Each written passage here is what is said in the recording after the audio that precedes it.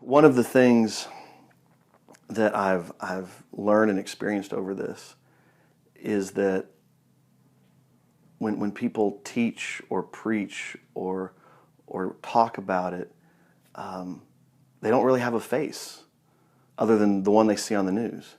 They don't really have a story other than the one that they see on the news, which is always the most extreme case, always the worst example. And so in trying to deal with Islam or deal with the Muslim problem, as it's called, it's not really anchored in the full reality. So the questions that I usually get are along the lines of, like, why do they hate? What are they like?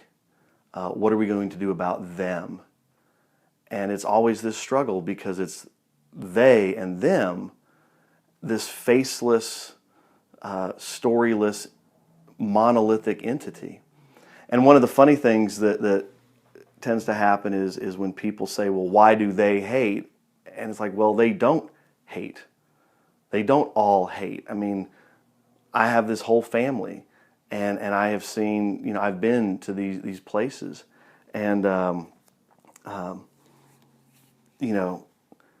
when people say, well, why do they hate? I'm like, well, who is they that you're talking about? That's the sort of the first thing that I always have to address is, who is this they? Because it's always sort of projected as this one monolithic group of people. And I always have to begin by sort of teasing out that there are different countries that are Muslim countries that are all over the world.